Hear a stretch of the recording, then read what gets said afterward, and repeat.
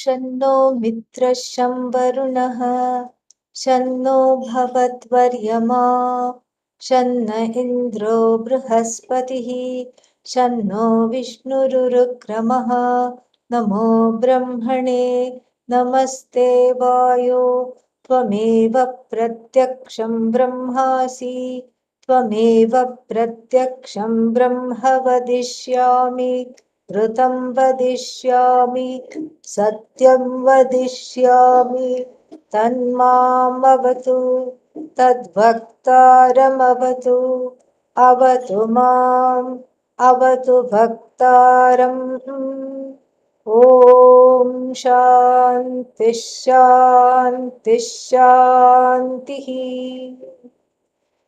ॐ सहना भवतु सहनौ भुनक्तु सह वीर्यङ्करवावहै तेजस्विनावधीतमस्तु मा विद्विषावहै ॐ शान्तिः शान्तिः शान्तिः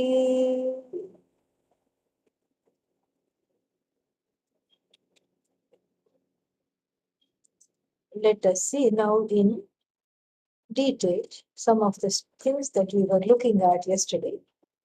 The part in the Upanishad where we have come is Satyam Jnanam Anantam Brahma. That is done. Now we are in the part Yo Veda Nihitam Guhaya. Yo Veda, those two words are easy. Yaha Veda, the one who knows. That is not a place where Bhashyakara chooses to focus for any kind of explanation and or any kind of commentary because it's very clear. There is no ambiguity there, and neither is there, what is that called? Some weight of convention or tradition needing to explain. And so, therefore, there is nothing much to talk about that. Yo Veda Yaha Janati. That is all it is. He just changes the the word Veda to Janati, same thing. And then he says, this is not something that is talked about much. And then he goes straight to Nihitam Guhayam, because that is where it's intriguing. And that is where it is, there is a lot of interpretations, ambiguity, and various ways of looking at it, and a little bit of a mystery and intrigue because we are talking of a cave. And what this cave might be and how has it been looked at, we are going to see. There are many different ways of looking at that. I gave you a little bit of a synopsis yesterday. We'll now look at it in detail. And so the Bhashya goes like this. Tat yatha vyakyatam brahma yo veda yah vijanati. Yatha vyakyatam means just exactly as it was told. Exactly as it was told means what? Not crossing, not transgressing, however it was taught. Vyakyatam, however it was unfolded. And how was it unfolded? How was it unfolded means it was unfolded exactly as that Brahman, which is without a second and which is of the nature of Satyam Jnanas, which is Jnana Swarupa. This is how it was explained. Yaha Veda, and know it as what? One who knows as what? Knows Brahman as what? As Jnana Swarupam, as all knowledge, as that only thing in the universe that can be called, that can be known to exist. Only thing that is existent, and it's all knowledge. And so this is how, and it is limitless. This is how it was taught. So tat yatha vyakyatam brahma yo veda nihitam. Nihitam, the word has a way of has a meaning of being ensconced in something. Nihitam. So this ensconced in a cave, like you have to, when you want to bring out some wild animals, you have to light some smoke. You have to smoke the cave and bring it out to somewhere there in the depths of the cave. So Bhashyakara quickly corrects that perception of this, as I told you, that adhara and adheya problem. So if Brahman is inside a cave, then it becomes like a wild animal that's gone there to hide, and then that has to be dragged out and set loose in some other part of the forest where there are not people frequenting. So like this, these kinds of problems will come. So there will be what is called Advaita Hani. Advaita Hani means the loss of the vision of Advaita. And so therefore, so since there is no non-duality already, we are setting up a duality. What is that?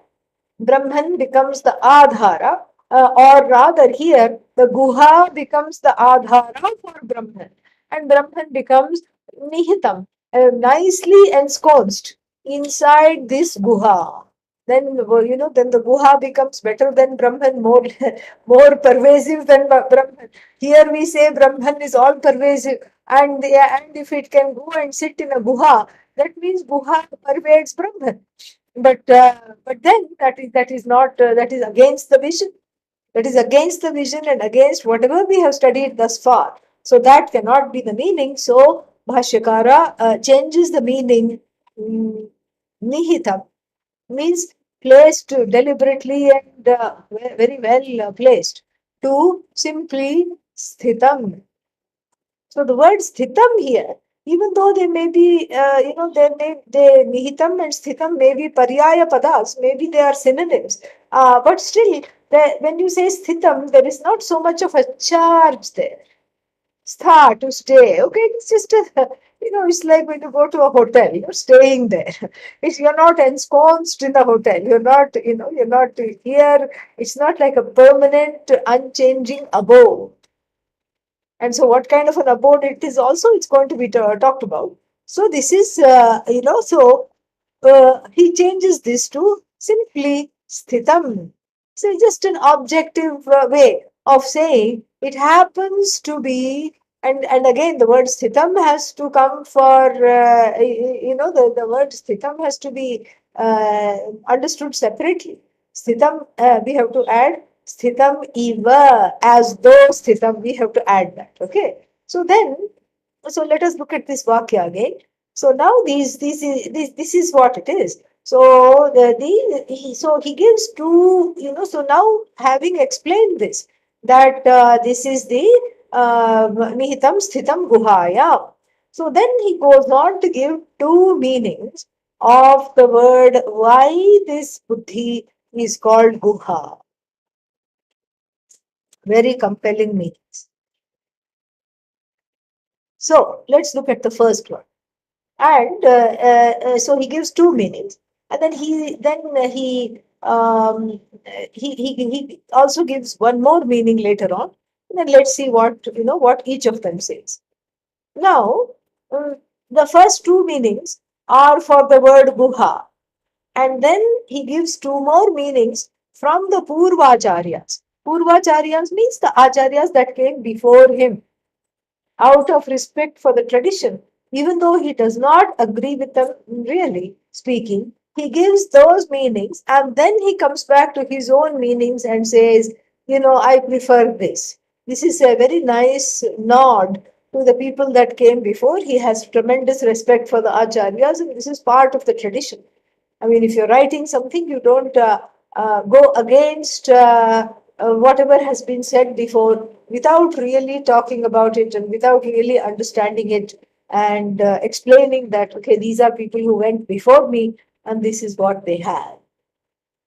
So, what does he say? First he discusses what is this guha. So this jnana swarupa, and then this guha is buddhi. Why is the buddhi called, so Brahman is in the buddhi. Then buddhyarudham Brahma, we have to say. Or rather, vrityarudham Brahma, because that buddhi vritti, that thought which is planted in the buddhi, which corrects the knowledge of the I, that is what is called vritti. So vritti jnanam. Jnanam is always in the form of the thought. Atma Jnanam is, see, this is another paradox of Vedanta. Atma Jnanam is in the form of a thought which is Kshanika. The vritti is Kshanika, and that vritti, which is called Akhandakara vritti, pervades the buddhi and then destroys ignorance. In the process, it itself gets destroyed, but doesn't matter because it has revealed that which never gets destroyed, and it doesn't need that vritti doesn't need to hang around. The vritti can go because it has already pointed to and revealed that Brahman. So this is vrityarudham Brahman, and so then this Brahman, is available. So therefore, this is a very compelling argument that the guha straight away is seen as buddhi, because that is where Brahman is available for you to know. So when does Brahman come? maybe maybe it comes at Brahma Vela, meaning 4 o'clock in the morning there will be Brahman. So I should get up and have class at 4 o'clock in the morning or study the Upanishad at 4 o'clock in the morning. No, ever available.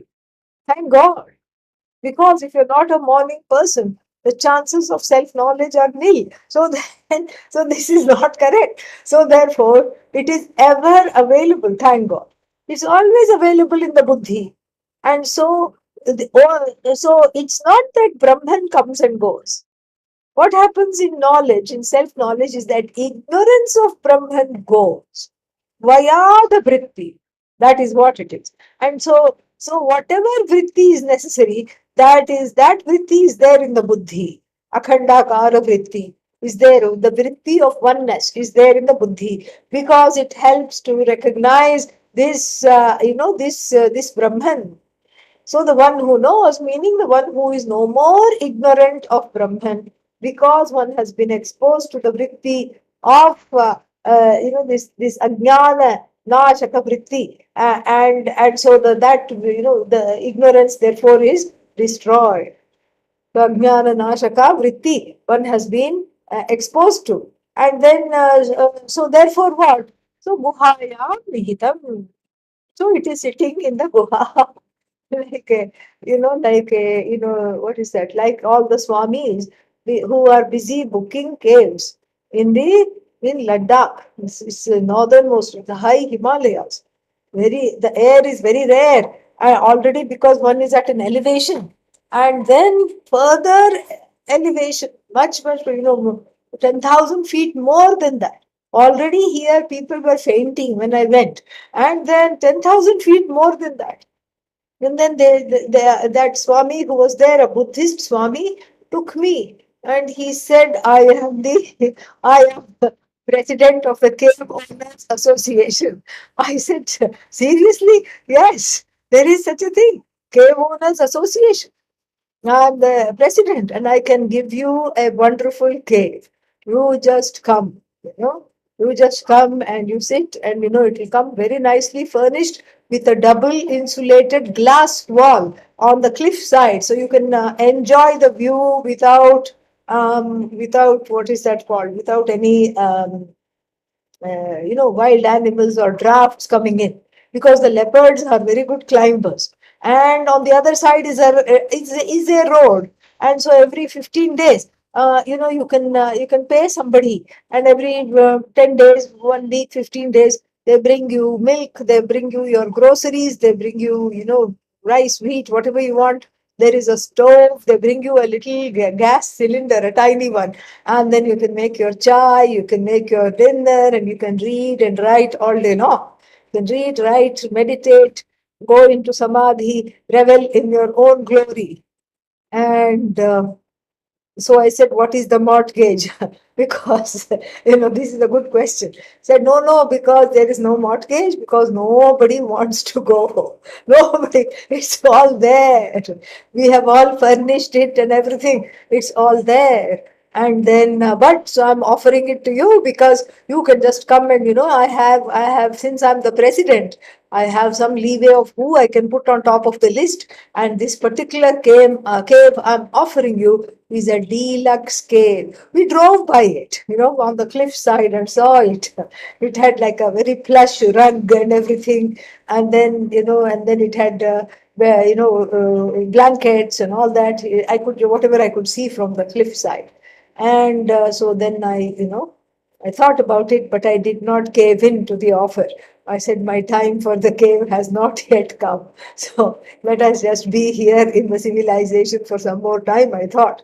And so, like this, the cave has got some intrigue. Cave is very, very mysterious. In fact, I had a long conversation about caves. I said, when did you get into caves so much? And as a young Swami, he had meditated in one of those caves. And at that time, no double glass insulation, nothing. It was just open, and then he didn't know it was open. But then a leopard informed him one day that there was another way to the cave. He was sleeping, and then he woke up in the night. Sometimes you just wake up, and then he felt something breathing on him. So he decided to lay very, very still.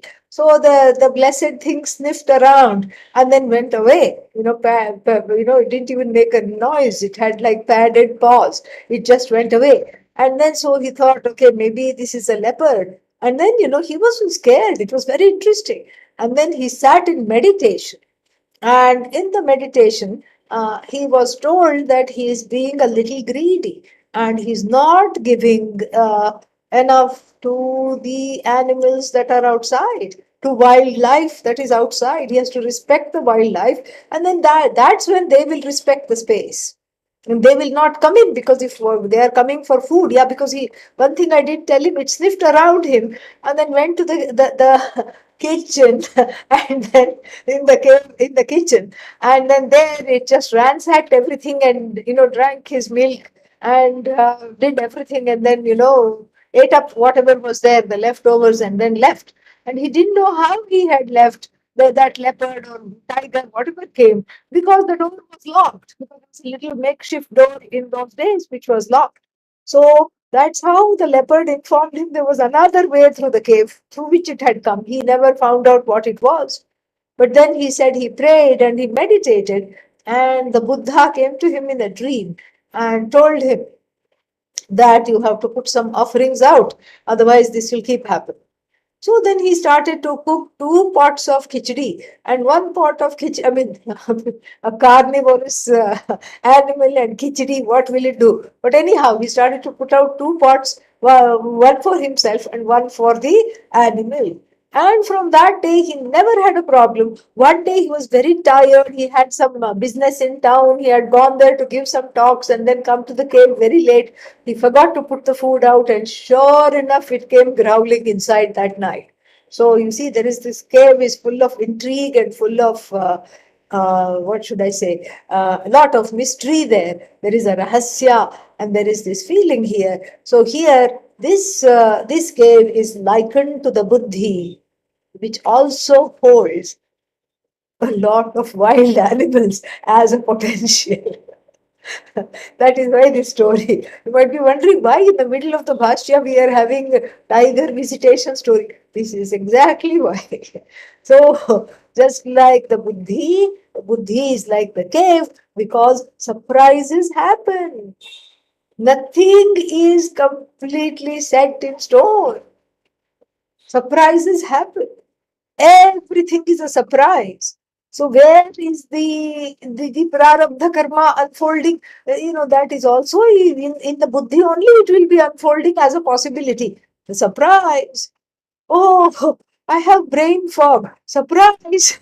This is the karma unfolding in the buddhi. Oh, today I'm really sharp. Another surprise. Wonderful. I don't even need coffee in the morning. I'm awake and I'm fresh and I'm light and I'm just wonderful. Surprise. Great. All this and Sanchita Karma. And Sanchita Karma is also unfolding in the Buddhi. Prarabdha Karma unfolding in the Buddhi. Agami Karma is being plotted in the Buddhi. When should I rob a bank? I should look at the Muhurta so that I don't get caught. This is all, this kind of a plotting is also happening in the Buddhi. So the Buddhi is a place of surprise. And there are many things hidden. Like I said yesterday, what we talked about that scary ride with the ghouls saying hello, when you are going in this cave. It's just like that. Raga dveshas come out and peak, and then the unconscious mind in itself as a surprise.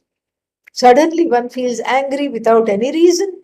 Suddenly one blames another without any reason. All this is a very big surprise.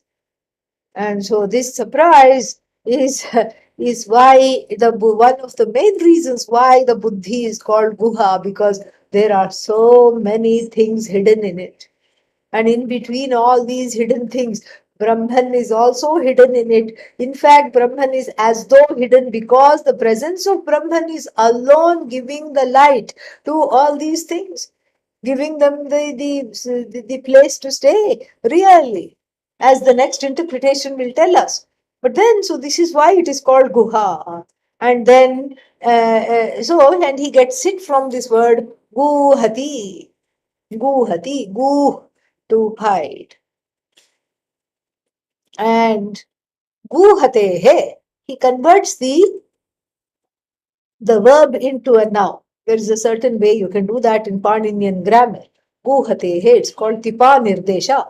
And so he transforms this verb. Typically, what you take is you take the third person singular. So it is guhati, and then so this guhati is transformed into guhatehe, like harehe, of hari. So of this guhati, of this verb to hide, samvaranartha. Samvaranartha means that which is covered. Samvaranarthatvat guhatehe. Samvaranarthasya guhatehe. Samvaranarthatvat guhatehe. Meaning, there is the sense of guhati, which means avranoti, which means it covers. And so what is this guha now? The guha is that which is dark, because it covers whatever is in there. And in this guha, sitting, sthitam nihitam, guhayam nihitam, Brahma. We have to go have darshan of Brahman. We have to go into this guha. This is the idea. Like Vasishtha Guha, so many guhas are there. Like this cave story that I was telling you. And so this is this is what is the guha. And in this nigudha asyam. This asyam refers to guhayam. Okay. So asyam guhayam nigudhaha. So nigudhaha means hidden from view. Hidden from you for view, hidden from you, hidden from view for two reasons. One reason is because it is not, because one is ignorant of it. Like Brahman is sitting there, but one is ignorant of it. So it is hidden from view, and besides, it's not objectifiable. And so therefore, it is hidden from view, so to speak. So that is one, and that is the main reason why it is hidden from view. Another reason why you say it is hidden from view is because you are, it is there. How to put it? There is it is there unmanifest as a potential. As a potential, certain things are there, like karma is a potential. It is also nigudha. It is also nigudham. Where? In the buddhi. It is also hidden, nigudha. And it is also not available. And okay, what is going to be your next thought? Please tell me. I don't know. That's because it is nigudha. It is hidden. And so one reason is because it is there, but you are not aware of it. Another reason is it is hidden from you itself. It is just there as a potential, but it is not yet come to manifest. Those are the two reasons why it is called Samvaranartha. It is called because it's the same as Samvarana means Avarna, same thing. It is the cover. It is hidden. So tasyam guhayam sthitam brahma, nihitam brahma. And then he says this Why is it called Buddha? Because here there is he gives a brilliant meaning. Why it is called what is Nigudhaha Asyam? Nigudhaha Asyam Guhayam Jnana Jnatra Jneya Padarthaha. Nigudhaha where? Buddha. This Buddhi is the Guha he is going to establish a little later. But for now, we'll just take that as a provisional, possibility. The Buddhi is the Guha. Why? Because the Buddhi is the Upalabdhi Sthanam, the place where the knowledge of Brahman takes place, where Brahman is recognized as Jagat Karanam with the help of the Vritti, with the help of the thought. So that is there. But then this Buddhi, this Guha is Buddhi. Why? Because in this is hidden. What is hidden? What are hidden? Padarthaha. Padanam arthaha. As I said, the word padartha, which means thing, actually literally means the meaning of words. So the whole world, the whole jagat of words and meanings. The whole jagat is a string of word and meaning. You see, take a table. What is a table? It's a word called table, which we all understand.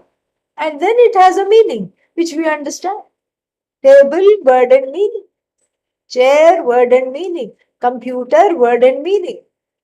Sky, word and meaning. Pot, word and meaning. Hat, cat, rat, mat, bat. Word and meaning, word and meaning, word and meaning, word and meaning, word and meaning.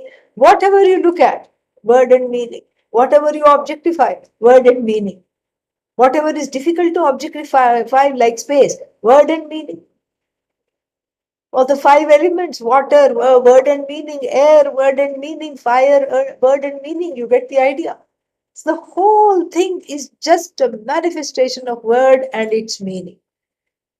The word is commonly understood, therefore we can have language. The meaning is commonly understood, therefore we can have vyavahara, transactions. The whole entire universe is just nothing but word and meaning, word and meaning, word and meaning. That's all it is. And so therefore this is why it is called guha, because all the padarthas are there. How are they there? They are there in a latent form, yet to be known. You don't know this, but maybe tomorrow you will have a particular knowledge you don't have today. Tomorrow you will discover something new. Oh, is maybe even about your body. Oh, that's interesting. When I do this, this happens. When I eat a lot of sugar, I collapse. Oh, okay, this is new. And so this is a sugar coma, a food coma. I'm having a food coma, a dessert coma. And so this is new. It didn't happen till now. Now it is happening. Very, very new, very interesting. And so so that discovery doesn't suddenly happen. Even though you can make a time and you can record the time of that discovery and the date and the year of the discovery, but that discovery was always there as a possibility.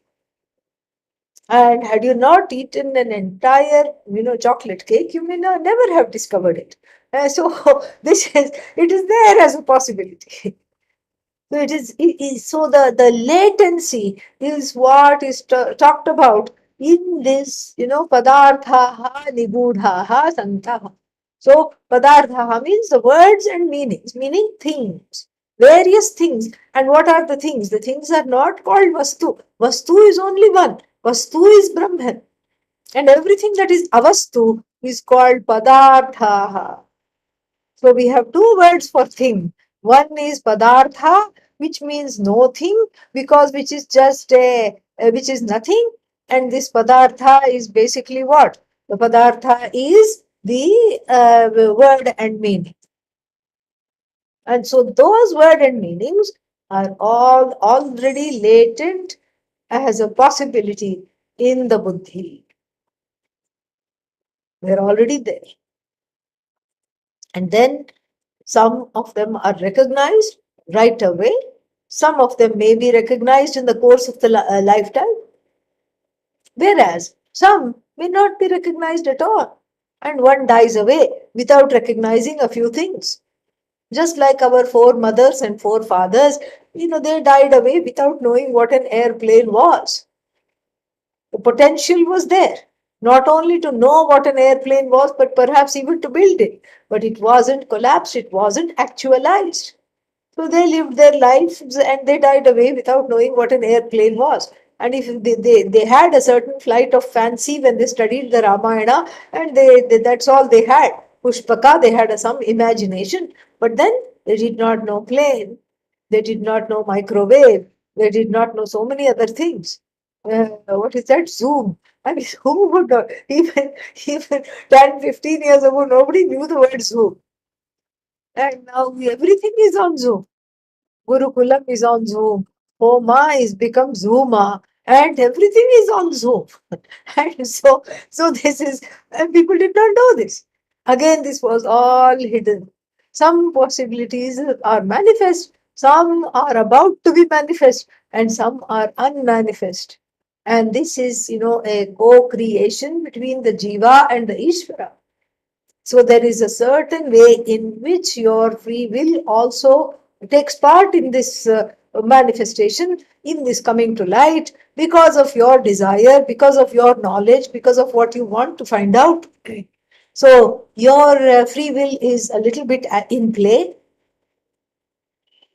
but that free will is in play how? It is always in the backdrop of a huge, vast order which controls how much it will be in play, what will it be in play, how long it will be in play, for whom it will be in play, and for whom it will not be in play also. So your free will is like a little glowworm, and Bhagavan's order is like the sun. Okay, so your free will here is like a khadyota. The Viveka Chudamani talks about it.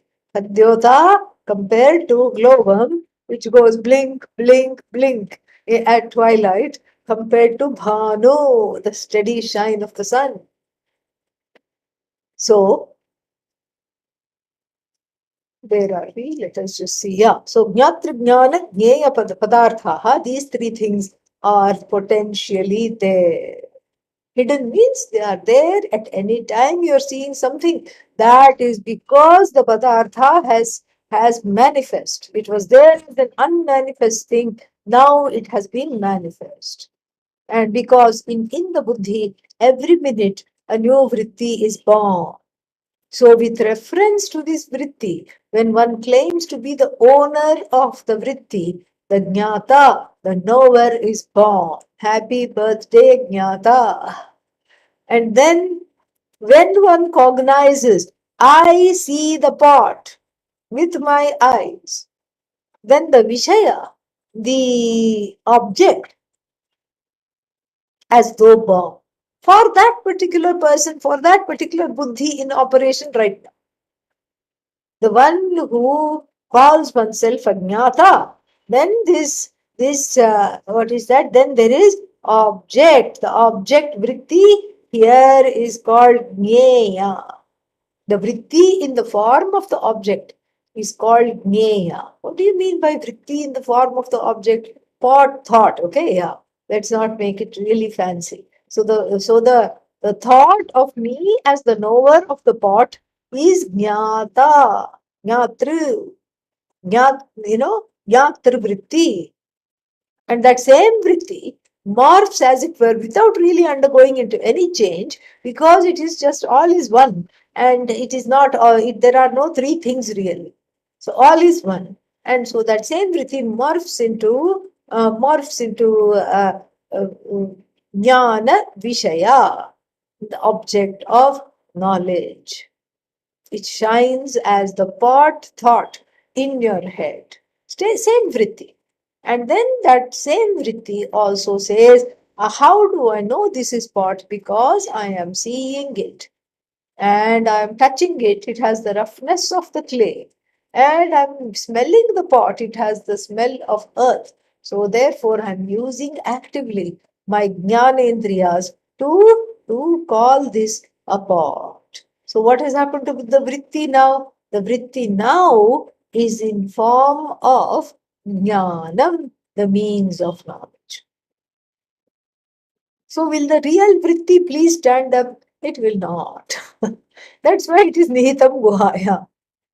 Because real vritti is not real. That is the idea. The real vritti will not stand up because the vritti is not at all real.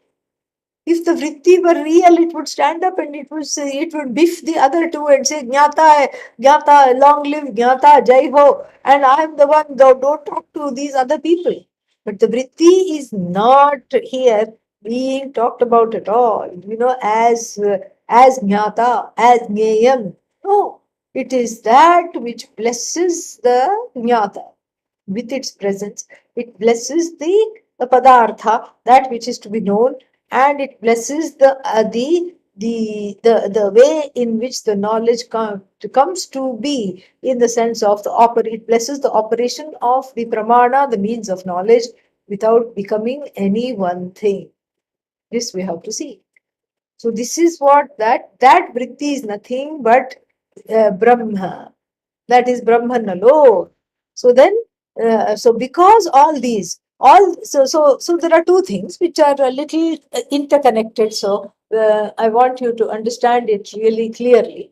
So there are two things being talked about. One is this Jnatra Jnana Jneya Padarthaha Nigudhaha Asyam Guhayam Uddhav. So one is these three things. Jnatra Padartha, Jneya Padartha, Jnana Padartha. These are all hidden in this buddhi. So all the times you are going to call yourself a knower, and you are going to know that somebody else is a knower, is all that is which is called Jnatra Vritti, Jneya Vritti, Jnana Vritti. All that is hidden as a potential. Okay, so that is one. One thing to understand, and the related thing to understand is that the padartha, when you are calling the whole jagat.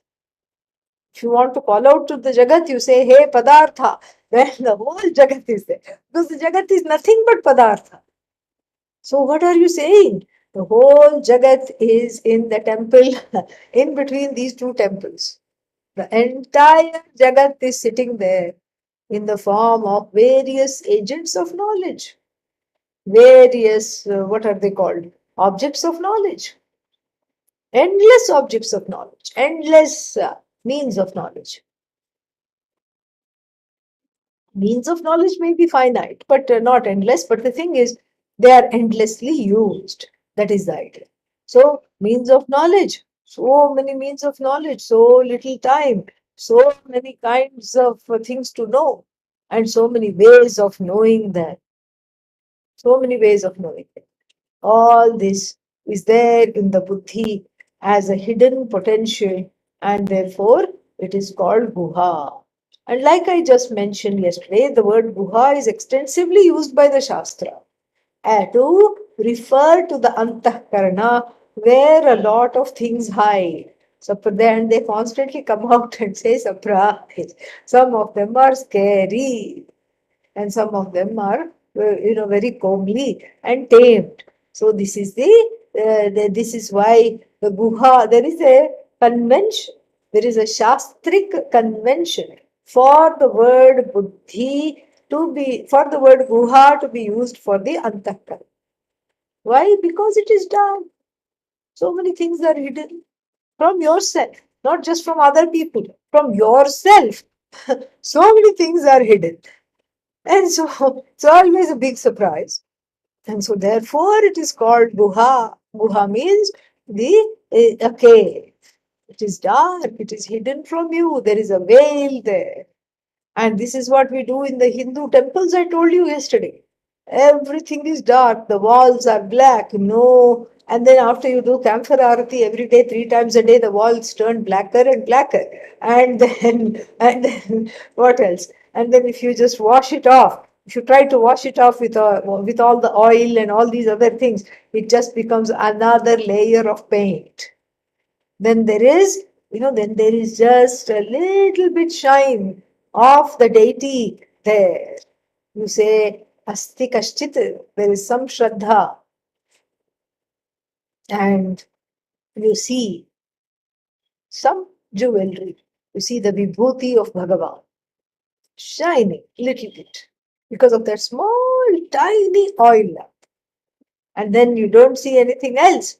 And then you have this arati, which this ritual, where all these, where the camphor lamp is apada talamastakaha, the whole deity is lit up from the top to the toe, and the deity is shown.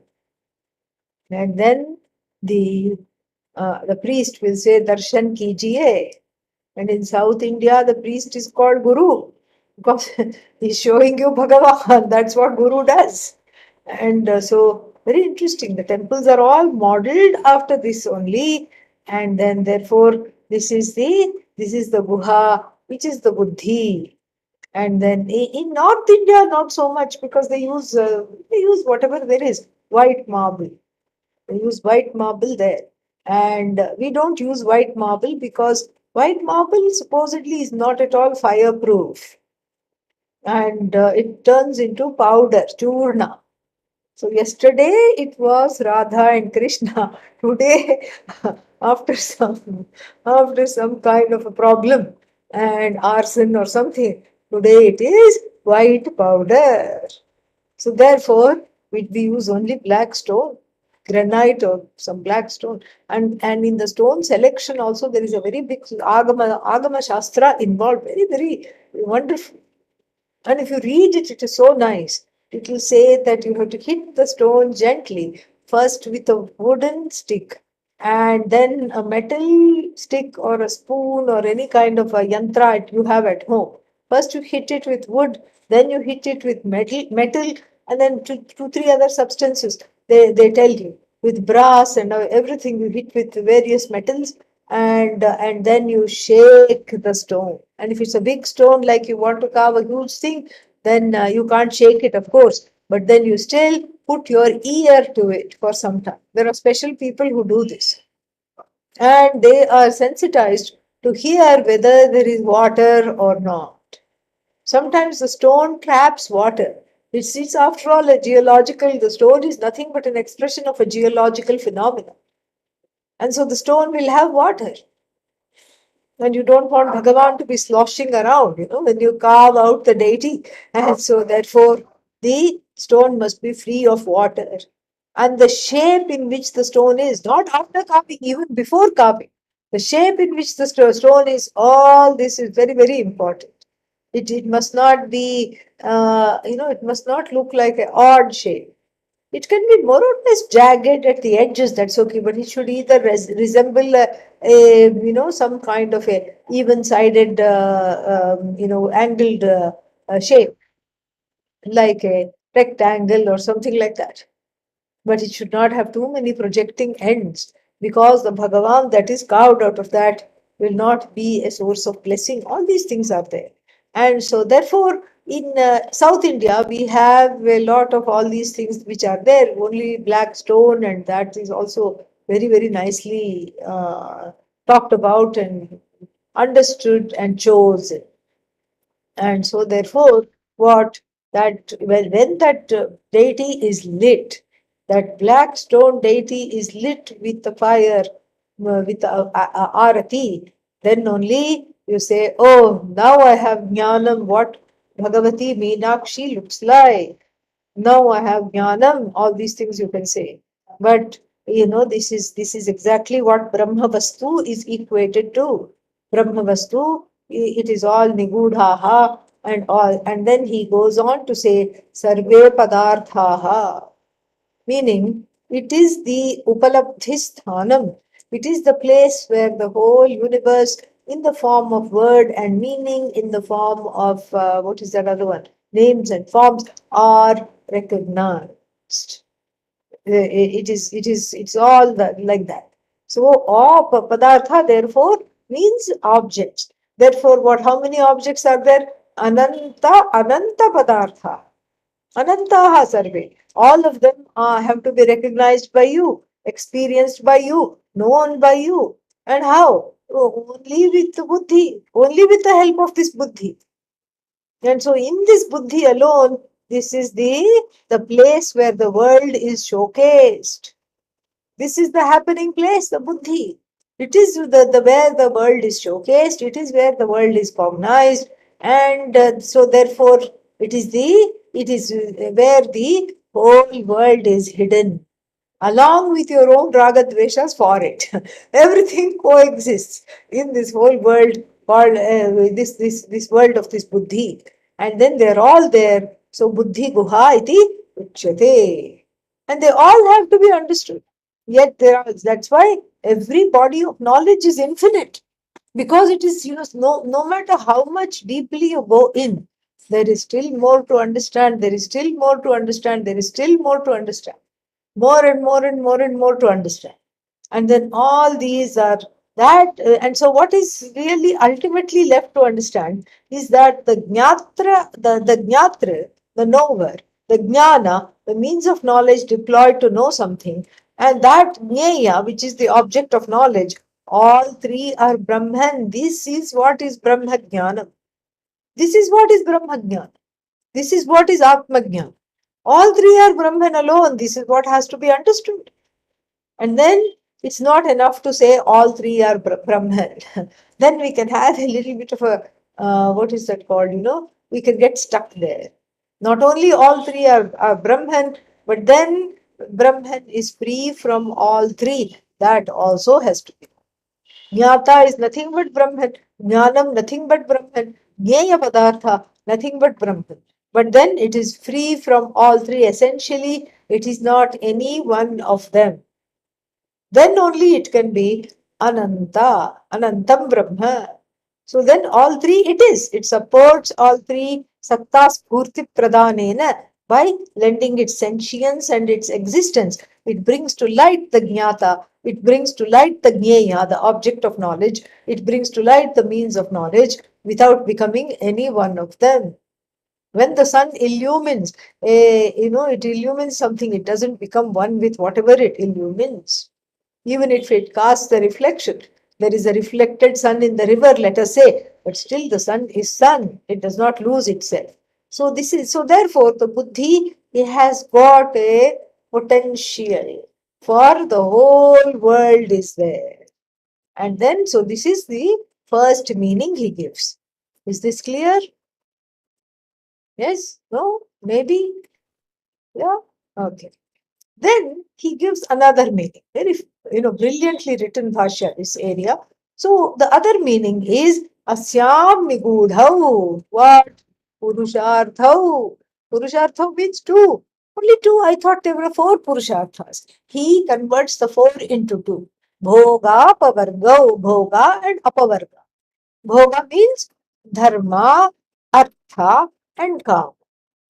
Apavarga means moksha, because the word apavarga has in the tradition become is synonymous with moksha.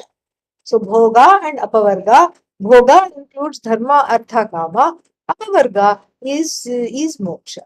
So these are the three purusharthas in one, called bhoga. Generally, we think of artha, kama as bhoga. No problem. Bhoga means consumption.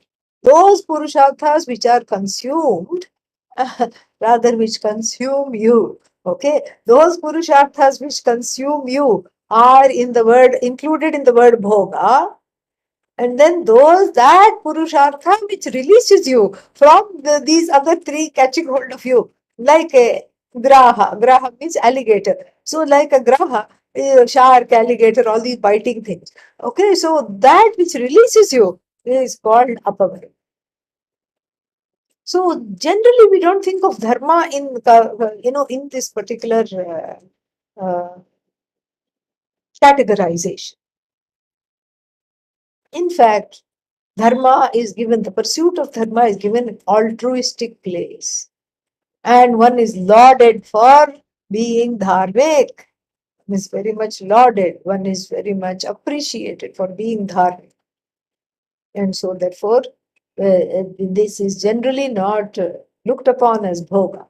That's why we need Adi Shankara to tell us this is dharma is only for the sake of bhoga. Why? Because everybody is a punya hog. Everyone wants punya. I want a better life. And then sometimes you say, I want punya to have a nice death, because that is also karma. I don't want to be lingering for too long on the bed. And yet, I should not die away suddenly without saying goodbye. So, something in between, but painless and easy. So, this is what is, this is what is there. All these desires, everything. And so, here the dharma is for the sake of punya. And punya is for the sake of bhoga. No, no, I want to, I'm not interested in anything here. I just want to go to heaven. Bhoga. In heaven, there is nothing but bhoga.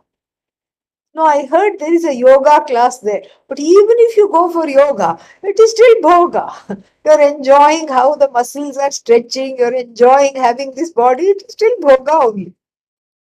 It's just a more evolved form of bhoga. But it's nonetheless bhoga. Oh, this is very depressing. Indeed, it is. And so this is bhoga. No, no, I want to have, I'm just an altruistic person. I just want to have justice. I'm into social justice issues and I just like dharma for dharma's sake. That person is also into bhoga. It is a conspicuous bhoga of wanting the world to be a nice place. That's the bhoga. So therefore, dharma is comes under the category of bhoga. What else? Artha, of course. Artha is, all the pursuits that take care of your insecurity. Artha. Bhoga. It's also for the bhoga, because when you have peace of mind and you can sleep well at night, what is that? Bhoga. And then Kama, of course, is Bhoga. I like this music concert. I want to see that movie. Oh, I want to read this book. And I want to have this experience. I want to have this kind of a holiday. Bhoga, bhoga, bhoga, bhoga, bhoga, bhoga, bhoga. And so all this is bhoga. Moksha alone is freedom. The other one, all this is bhoga. And then here, on the other side, apavarga means moksha ka bhoga. No bhoga here. It is, when will moksha take place for me? When will I be freed of bhoga? That is, that the one who says ka bhoga, that is the one who, that is the one that is apavarga. That is what it is. So you see, very beautifully he put in a nice shorthand, Dvau Purusharthau Bhoga Parvarga Swarupau, something like that. He said, Bhoga Pavargau Dvau Purusharthau, two Purusharthas, a little bit of a reduction.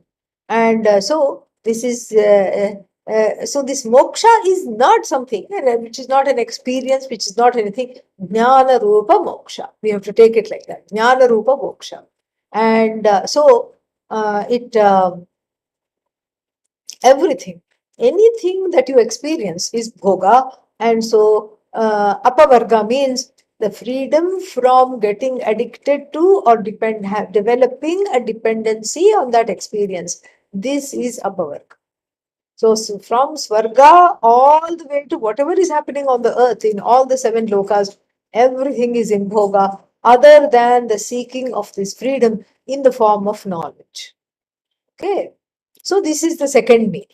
So, if this is understood, the first meaning we understood, and the second meaning we have also understood. First meaning is where the whole world is loaded into the buddhi in the form of jnana, jnatri, jnana, jnaya padarthaha. That is that is what it is. And then, so then the second meaning is which is a place. The second meaning is what? It's a place. The buddhi is a place where the purusharthas express themselves. The purusharthas oriented towards bhoga, and then the other purushartha oriented towards freedom from bhoga. That is what the one who understands I'm free of this being a bhogi. That is called apavarga purushartha. And these two are all loaded in the buddhi. And so therefore nigudhaha sarve padarthaha asyam. It was said. Now we go to the next word, Tasyam Guhaya. This Guha, okay, we have understood more or less what it means. Now we go to the next portion, which says Parame Vyoman. Parame Vyoman. And here is where they you have to put the brake. You have to apply the brakes a little bit because there is a little the words Parama and Vyoman, all these things, Vyoma, Parama, all these things are kind of loaded in the Shastra, and we need a little bit of a reference point. We need to understand this a little properly, and so therefore we have to slow down a little bit here.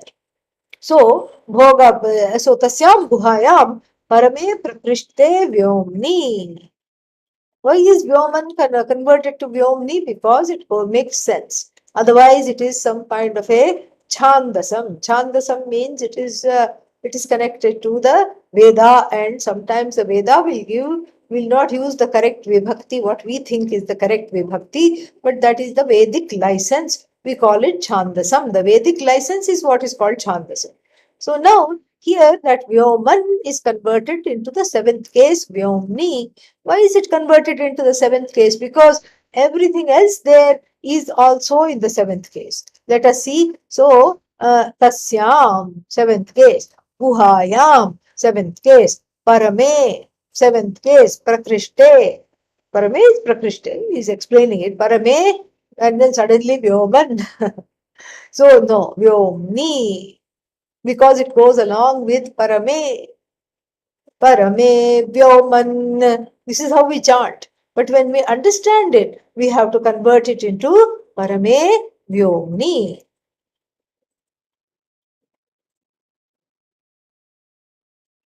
So what is that? What is this Vyoma? Here, the first meaning given to Vyoma is the unmanifest. Avyakritam.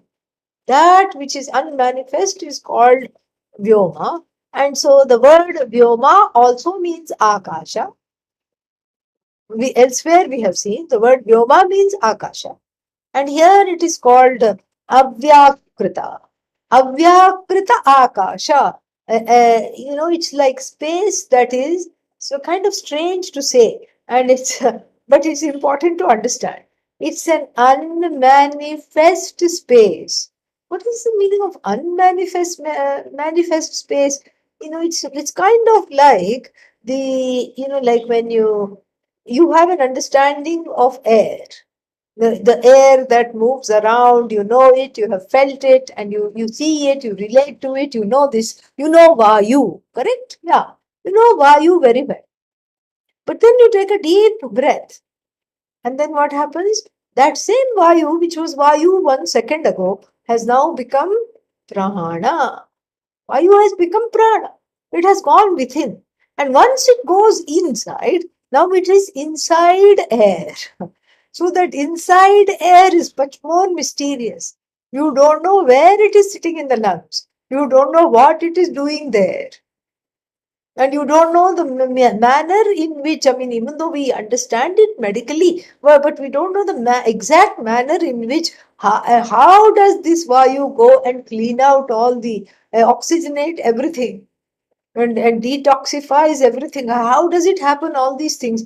Still, even though we can explain it, it's not really experienced in that way. It is hidden.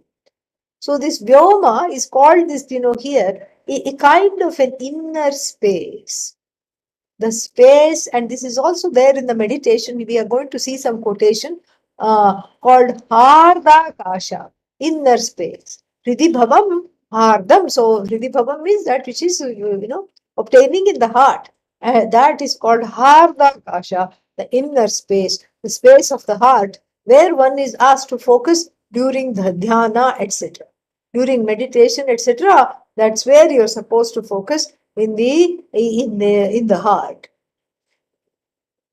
So this is the one meaning of the word given called the Avyakrita. Vyomni means this some kind of a vast inner space.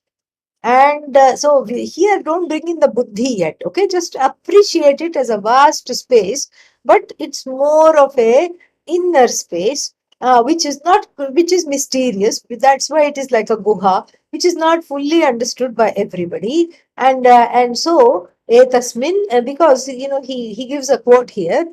Etasmin khalu akshare gargi akashah. So etasmin akshare brahmani eva khalu, indeed. Akshare Brahmani eva akashah vartate means the akashavat, like the space, it is undifferentiated. This Brahman is undifferentiated. This is avyakrita akashah, the undifferentiated space. Why? Because of this context of, because it can morph into jnana, it can morph into jnaya, it can morph into anything, but itself undifferentiated. So therefore, in this akshara, in this Brahman which never comes to an end, this akasha is there. This is what is the Brihadaranyaka Shruti, the conversation between Yagyamalkya and Gargi. Gargi was a sage in some palace of some king, Janaka, I think, and then so her job was to um, assemble a group of learned people, and so she was testing everybody. And in Yagyavalkya, she met her match. And so she stopped asking questions and sat down. And then that's when he was admitted into this elite club of all erudite jnanis. And so here, so in this context, so she asks, where is this akasha vartate? And he says, akshare brahmani eva akasha vartate. He tells her that where does this akasha obtain? It in Brahm. So to speak, in, again, when I say in, I have to put my fingers like this, as though in Brahman, not really in. And so, what is this avyakrita akasha? What is this hidden inner space? What is this undifferentiated, unmanifest space? Avyakrita means avyakta. And what is that? Akshara, avyakrita, akasha, etc. is a very hidden reference to Maya Shakti.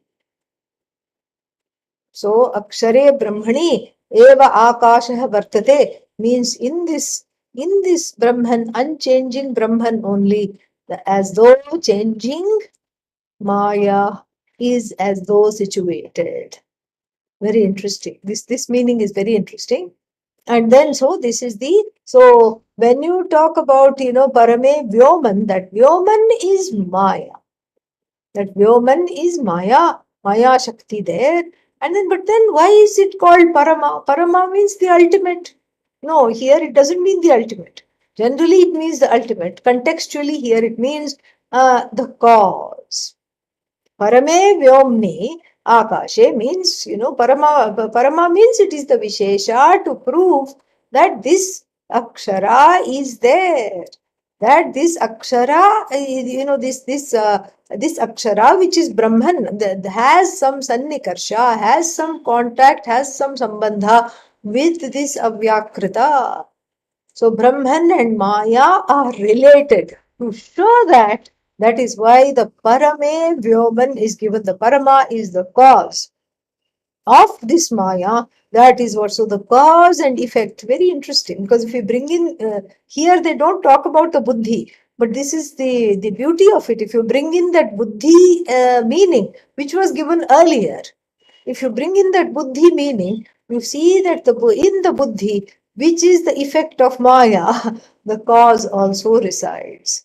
Brahman obtains in the Karya, just as we see in what is called the Pravesha Shruti, where Pravesha Shruti means the quote unquote entry of Brahman into all the things that in the whole entire cosmos, in the whole entire creation is given in the later on in this very Upanishad.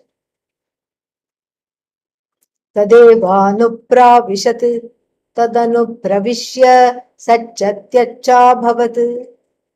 And this is exactly what the Shruti says, the Taittiriya Shruti. Tadeva tat srishtva, having created everything, Tadeva anupravishat. Tadeva anupravishat. It has entered everything. Tad anupravishya, having entered everything, Sat cha tyat cha abhavat. Sat means that which is with form. Sat is not Satyam Brahma here. Contextually, it means that which has form, Tyat, that which is formless. Niruptancha, niruptancha. That which can be talked about, that which can't be talked about. Nilayanancha, nilayanancha. That which has, some kind of a place where you can recognize, or some things like air that don't have space. All these things this Brahman has as though manifest as. How? Because of Maya Shakti. And so here too, in this buddhi is that parama, that cause, which is free of being effect. But the effect is non-separate from the cause. So the effect and the cause lie, in that same buddhi. They just are there. They are situated in the same buddhi. And how is this possible? How can the effect and the cause be in the same place? Because the because it is not it is not it is just a direct sambandha. What kind of sambandha? Adhyasika sambandha. It is an as though relationship. It's a projected relationship. It's a mayik relationship. So it's an as though relationship between Brahman and Maya. In fact, between Brahman and anything, there can only be an as though relationship. There cannot be any other relationship at all. And so, Adhyasikam means Mithya Bhuta. Mithya Bhuta Sambandha. When Brahman is connected to anything, including Maya Shakti, that connection is only a Mithya connection. Maya itself is mithya, Brahman alone is Sat. And so in this Parame Vyoman means it is that kind of an Akasha. It is that Akasha, that inner space where Maya Shakti is busy making buddhi, making all these various differentiation. But herself is lying in an undifferentiated form. She is the cause of all manifestations, but she is not the ultimate cause. She is what is called the parinami cause, like a changing cause. She is the relative cause, and then the absolute causeless cause is this Brahman, which obtains in the relative cause itself, which also obtains in that which the relative cause has caused in the effect. So Brahman inheres the effect, inheres the relative cause, and inheres it as the and is present as the absolute cause, which really speaking is causeless. So this is a very interesting relationship, like the relationship that you might have with your shadow. And so now what? Yeah, so all this is there. So parame vyomni buddhau iti evam avyakrite akashe. This is where it is that the karya bhuta buddhau, and the karana. The karana is Brahman, and the first karana is Maya, and then Brahman. And then, this is the both of them are there.